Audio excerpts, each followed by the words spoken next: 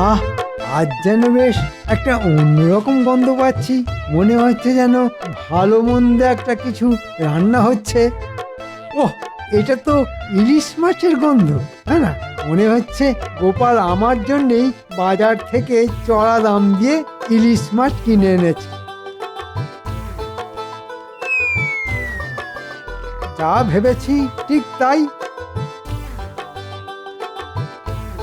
বাবা, মহারাজের কানে যখন একবার তুলে দিয়েছি তখন আর না এনে উপায় আছে? বেচারা ভয়ে একেবারে কাত হয়ে গেছে। ওই তো রান্না প্রায় হয়েই এলো। এখানে আরে ছুক ছুক না করে আসুন না, আসুন পেতে বসে পড়ি। আহ, আজ একেবারে জমিয়ে খাওয়া হবে। হ্যাঁ, না মানে তাই তো। হ্যাঁ হ্যাঁ, খেতে বসে পড়লেই হয়।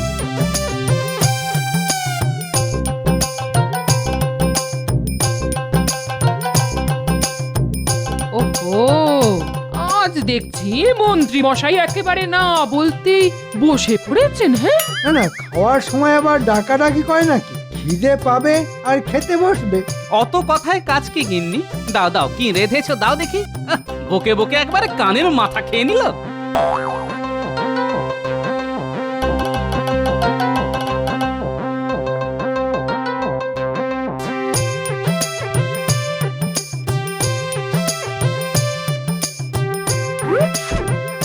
এ কি, সবই তো দিলে, কিন্তু কই মাছ কই? ওমা, মাছ কেন থাকবে না? আজ তো আপনার জন্য একেবারে বিশেষ মাছ আছে। হ্যাঁ হ্যাঁ হ্যাঁ, তাই তো, সেই রকমই তো থাকার কথা। খেলে ভালো, না খেলেও ভালো, যেভাবেই হোক কপালে আপনার দুর্ভোগ নাচছেই নাচছে।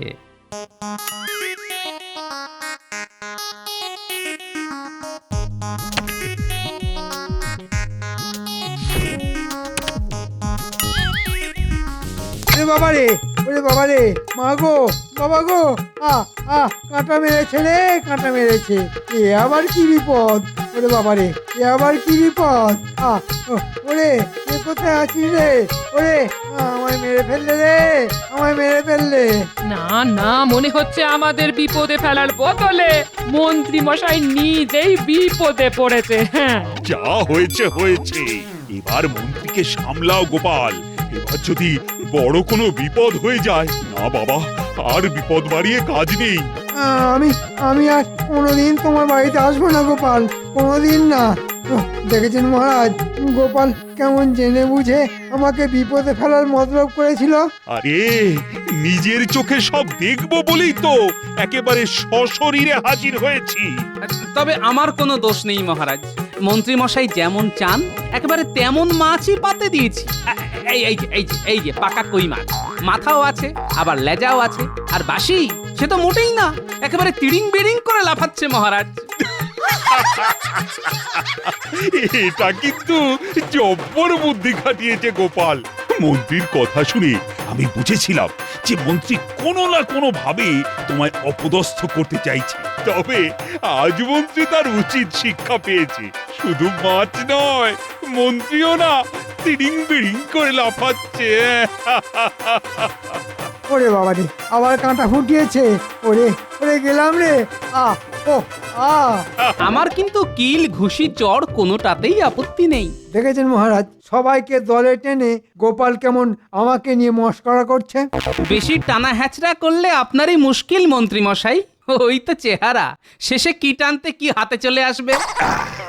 এটা তুমি ভালো বলেছো গোপাল। দুধ, ঘি, মাছ, মাংস কোনোটাই মন্ত্রীর গায়েই লাগলো না। লাগবে কি করে মহারাজ? দিনরাত যদি গোপাল আমাকে খোঁটা দেয় তাহলে আমি মোটা হব কি করে? তাহলে মন্ত্রী, আমার শরীর গতিকের কথা না ভেবে তুমি বরং তোমার গায়ে গতরে কিছু বাড়াতে পারো কিনা সেটাই চেষ্টা করে দেখো। বাড়লে ভালো, না বাড়লে আরো ভালো। 7 দিন পরেও দেখবেন মন্ত্রী মশাই যেমন ছিল তেমনই আছে। উমা, মন্ত্রী মশাইকে নিয়ে আর যে পারি না, তাই আমার গাইতে ইচ্ছে করছে সারেগামা পা ধানি সা।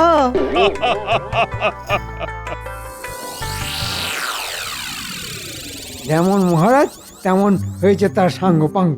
সবাই মিলে আজ আমাকে আচ্ছা বাজিয়েছে। হ্যাঁ, তবে আমিও ছাড়ছি না, আমিও বাজাবো কি হলো বলো তো?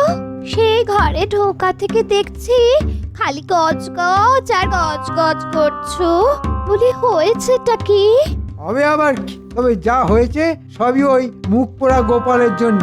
বেটা মহারাজকে এমন তেল দিল যে মহারাজ একেবারে মনের আনন্দে ভেজে ফেললেন। তাহলে তো তোমাকে কিছু একটা করতেই হবে বলো। না না, একটা নয়, আমাকে অনেক কিছু করতে হবে। ওই ভুটকো গোপালের মোতা মুখ একেবারে ভোঁতা করে দিতে হবে। তাহলে তুমি নিজের মনে এরকম গজ গজ না করে বরং মাথাটা ঠান্ডা করে ভাবো। ভেবে ফেলেছি গিন্নি, ভেবে ফেলেছি। ভাবাভাবি শেষ। আর শোনো, এ ব্যাপারে যা করার সেটা সবার আগে তোমাকেই করতে হবে। ও বাবা, আমি আবার কি করব? না না, আমাকে আবার তুমি এইসবের মধ্যে টেনে এনো না। আহা, টেনে আনছি কোথায়? আমি তো বরং তোমাকে যেতে বলছি। যাও গিন্নি, তুমি বরং কয়েকদিনের জন্য বাপের বাড়ি থেকে ঘুরে এসো। মাগো, বাপের বাড়ি যাব? মানে তুমি শুধু শুধু আমাকে এইভাবে বাপের বাড়ি যেতে দেবে? ওগো, বলি তোমার মাথাটা ঠিক আছে তো গো? সব ঠিক আছে গিন্নি, তুমি কিচ্ছু ভেবো না। যা হবে ভালোই হবে। তুমি শুধু আমার কথা মতো কাজটা করো, তারপর বাকিটা আমি দেখছি। না, আজও তো মন্ত্রীর দেখা নেই। ব্যাপারটা যেন কেমন গোলমেলে লাগছে। গোলমাল তো হয়েছে বটেই, তবে মন্ত্রী মশাইয়ের 7 খুন মাপ। না না না, এ আবার কেমন কথা? আরে তাই আবার হয় নাকি? তাই তো হচ্ছে মহারাজ। কদিন ধরে মন্ত্রী মশাই ইচ্ছে হলে আসেন, না হলে বাড়িতেই বসে থাকেন। তাই তো দেখছি। না না, সত্যি এবার একটু ভাবনা চিন্তা করতে হবে। সবই আছে, ওর যেন কি একটা নেই। আসলে মন্ত্রী মশাই না থাকলে ওর আসনটা কেমন ফাঁকা ফাঁকা লাগে। এই তো একটা কাজ পাওয়া গেছে। তাহলে আসুন সবাই মিলে তাহলে এই আসনটাকেই সরাই। আসন সরিয়ে ফেলবে, হ্যাঁ? খুব মজা। বলি, এটা কি মামার বাড়ির আবদার নাকি, হ্যাঁ? যে যখন যা ইচ্ছে তাই করবে? আরে আরে আরে আরে আরে, এই তো মন্ত্রী এসে গেছে দেখছি। কিন্তু তোমার ব্যাপারটা কি বলো তো? খেয়াল হলে আসছো, না হলে বাড়িতেই বসে থাকছো। আজ কয়েকদিন ধরে এই গিন্নি বাপের বাড়িতে গিয়ে বসে আছে, তাই নিজের পেট চালানোর জন্য আমাকেই তো কাটা বাটা থেকে শুরু করে হাত পুড়িয়ে রান্না করে সব করতে হচ্ছে। যা ভেবেছিলাম ঠিক তাই। মন্ত্রী মশাই হাতে গরম গল্প একেবারে পাতে ফেলে দিয়েছেন। কি হলো গোপাল, তুমি আবার কি বিড়বিড় করছো? না না, তেমন কিছু নয়। তবে বলছিলাম কি, ওই কথাতেই তো আছে যে রাধে সে চুলও বাঁধে। তা মহারাজ, মন্ত্রী হয়ে রাজ্য সামলাতে গেলে মন্ত্রী মশাইকে তো সবই করতে হবে। শোনো গোপাল, ওসব কথা মুখেই ভালো লাগে, কাজে করতে গেলে তবে টের পেতে, তখন বুঝতে কত ধানে কত চাল। শাস্ত্রে বলেছে সংসার সুখের হয় রমণীর গুণে। এখন তিনি যদি গৃহে না থাকেন তাহলে মন্ত্রী মশাইয়ের সুখ আসবে কোথা থেকে? ওহ, মন্ত্রী মশাইয়ের দুঃখে সবাই যেন একেবারে ফুঁপিয়ে ফুঁপিয়ে কেঁদে উঠছে। রঙ্গ দেখে আর বাঁচি না। আপনি বলুন মহারাজ, এতে রঙ্গ তামাশা কি আছে? আমায় যদি কেউ 4টি রেঁধে দেওয়ার ব্যবস্থা করে, তাহলেই তো আমি ঠিক সময় রাজসভায় আসতে পারি। যে কেউ কেন, গোপালই যদি দায়িত্ব নেয় তাহলেই তো মুশকিল আসান হয়ে যায়। এটা তো মন্দ বলনি। না না গোপাল, তাহলে তুমি খাইয়ে দাইয়ে মন্ত্রীকে একেবারে ঠিক সময়ে এনে হাজির করো। আচ্ছা, আর সবাইকে ছেড়ে দেখে দেখে শেষে আমাকেই কিনা এভাবে বিপদে ফেলতে হলো। কি হলো গোপাল, তোমার কি কোনো আপত্তি আছে? না না, আপত্তির আর কি আছে মহারাজ? অতিথি তো নারায়ণ, তাকে সেবা করার সুযোগ কি আর বারবার আসে? না না, সুযোগ যখন পেয়েছো তখন কাজে লাগিয়ে ফেলো গোপাল। গোপাল কি কাজে লাগাবে মহারাজ? কাজে তো লাগাবো আমি। আমাকে খুব খাওয়ার খোঁটা দিয়েছিল গোপাল, এবার ওই খাওয়া দিয়েই ওর হাল আমি বেহাল করব।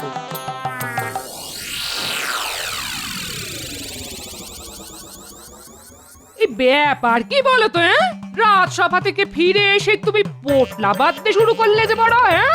যা করছি করতে দাও গিন্নি। এখন কয়েকদিনের জন্য এখানকার পাট গুটিয়ে ফেলতে হবে, তাই সময় থাকতে থাকতেই সব গুছিয়ে নিচ্ছে গিন্নি। হ্যাঁ গো, রাস্তায় রোদ হাওয়া লেগে তোমার মাথার ব্যামো হয়নি তো? হ্যাঁ, এই ভর দুপুরে কি সব উল্টো পাল্টা বলছো বলো দেখি। উল্টো পাল্টার শুনলে কোথায়? শুনলে তো তোমার কথাই বন্ধ হয়ে যাবে। হ্যাঁ, সে আবার কি কথা? হ্যাঁ, মন্ত্রী মশাইয়ের গিন্নি ওকে ঘরে রেখে নিজে সরে পড়েছে। বলি সে গেছে তো কি হয়েছে? হ্যাঁ? তা বলে আমাদেরও যেতে হবে? আরে বাবা, শুধু কি সেই জন্যে তল্পি গোটাচ্ছি? গিন্নি নেই বলে এখন কয়েকদিন মন্ত্রী মশাইয়ের খ্যাটনের দায়িত্ব আমাদের নিতে হবে। তা এখন কি করবে? হ্যাঁ, পালিয়ে যাবে? পালাবো কেন? আমি তো তীর্থযাত্রায় যাব গিন্নি। আজ রাতে স্বপ্ন দেখবো আর কাল সকাল সকাল বেরিয়ে পড়বো। না না না, সেটা হবে না। মহারাজ যখন একটিবার তোমায় দায়িত্ব দিয়েছেন তখন সেই দায়িত্ব তোমাকে পালন করতেই হবে। হ্যাঁ, না হলে কিন্তু আমি ছাড়বো না। অতিথি না খেয়ে ফিরে গেলে যে গৃহস্থের অকল্যাণ হয়। ওরে বাবা, এ কি কেলো হলো রে? এটা সেটা না ভেবে যাও, এখন থেকেই মন্ত্রী মশাইয়ের কিভাবে যত্ন আত্তি করা যায় সেটা ভাবো। হ্যাঁ, সে কি আর আমি ভাবছি না ভেবেছো? নেহাত যদি মন্ত্রী মশাইকে খাওয়াতেই হয় তবে আমি যেমন বলছি ঠিক তেমনটা করবে, বুঝেছো? আচ্ছা, বেশ বেশ বেশ, তাই হবে। তবে তোমার মনে মনে যে কি আছে কে জানে।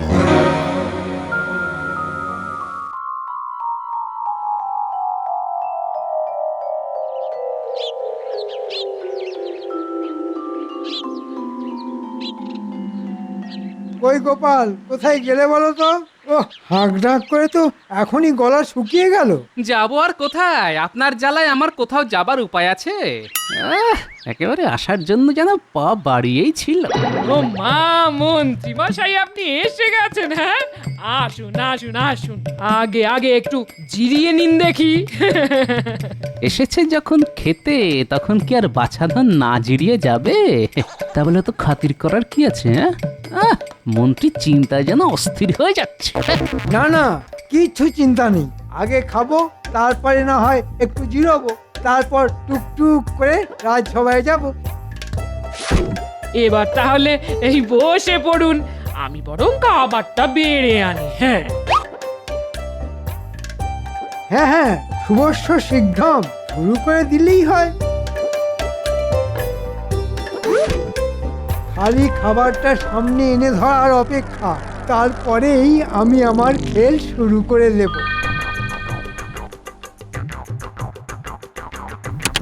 নিন মন্ত্রী মশাই, লজ্জা শরমের মাথা খেয়ে এবার হাউ হাউ করে খেতে শুরু করুন।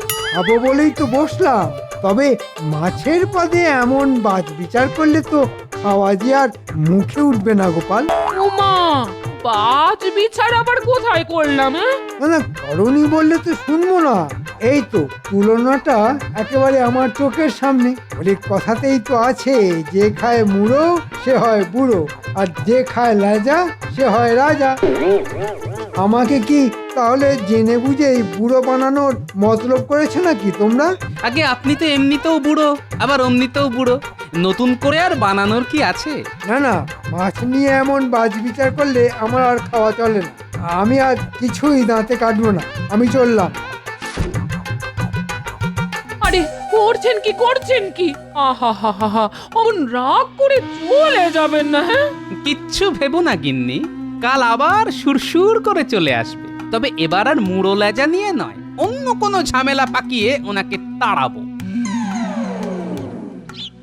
কই গো, তুমি যে বললে মন্ত্রী মশাই ঠিক আসবে না, কিন্তু মন্ত্রী মশাই সেই যে গেল গেল তো গেল, আর এলো না। কেন গো, মন্ত্রী মশাইকে যত্ন করে খাওয়াতে না পারলে কি তোমার ঘুম আসছে না গো?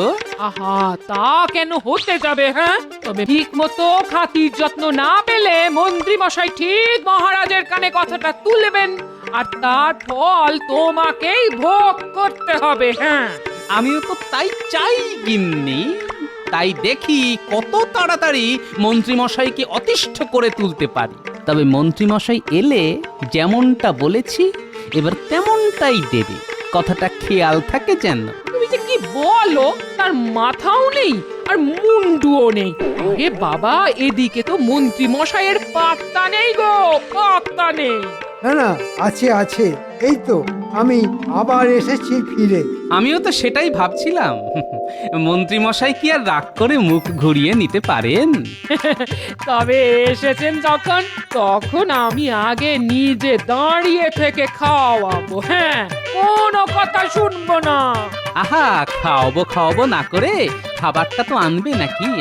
মন্ত্রী মশাইয়ের যে আবার পিত্তি পড়ে যাবে সে খেয়াল নেই? না না, কথা তো শুনতেই হবে, খালি একবার খেতে দিয়েই দেখো না, আজ আবার কোনো ছুতো দেখিয়ে ছুমন্তর হয়ে যাবে। আহা, ঠিক আছে ঠিক আছে, এসেছি যখন তখন খাওয়া দাওয়া তো হবেই। আগে খাই তারপরে যাই। তা তো বটেই।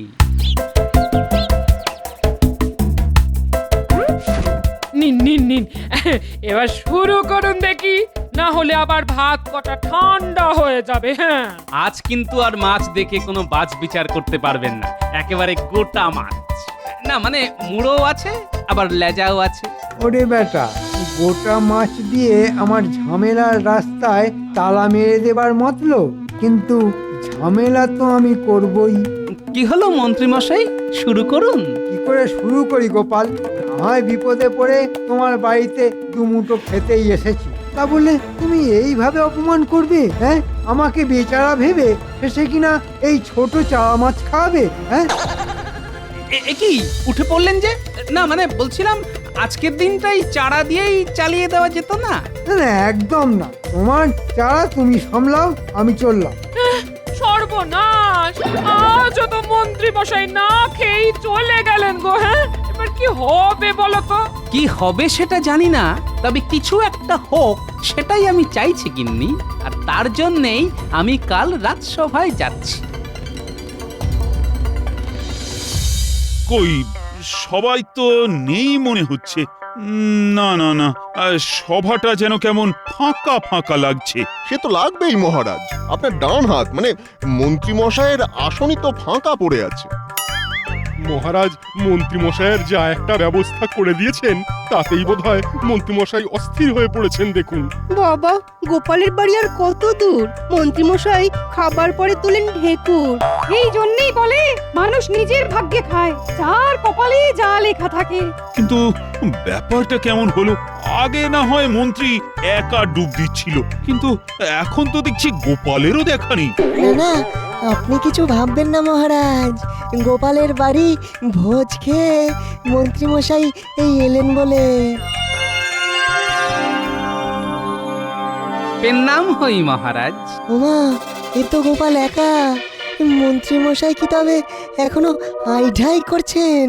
ওহ, আরে ব্যাপার কি গোপাল, মন্ত্রীর খাতির যত্ন করে কি তুমি ক্লান্ত হয়ে গেছো? আগে খাতির যত্ন ঠিকঠাক হলো কিনা সে তো মন্ত্রী মশাই বলতে পারবেন। মন্ত্রী মশাই বাড়ি বয়ে গেছেন বলে কথা, খাতির তো হবেই, এ আর বলার কি আছে। হে কি মন্ত্রী, আমি তো ভাবলাম গোপালের বাড়ির সুস্বাদু খাবার এখনো তোমার মুখে লেগে আছে, কিন্তু এখন তো দেখছি তোমার মুখটা যেন কেমন বাংলার পাঁচের মতো হয়ে গেছে। ওই মহারাজ, আমার মুখটা তো ওই একই রকম, সাতেও নেই আর পাঁচেও নেই। না তুমি যেন কিছু একটা লুকোচ্ছ মনে হচ্ছে। আমি আবার কি লুকাবো মহারাজ? গোপালের বাড়ি ভালো মন্দ খেয়ে মন ভালো থাকার বদলে তো এখন দেখছি মন্ত্রী মশাইয়ের মেজাজটাই ঠিক নেই। হ্যাঁ, সবই আমার কপাল। সে কি গোপালের বাড়ি খেতে গিয়ে কি মন্ত্রী মশাইয়ের কপাল পুড়লো? নাকি গোপালের বাড়ি এমন কবজি ডুবিয়ে খেয়েছো যে এখনো ভুলতেই পারোনি?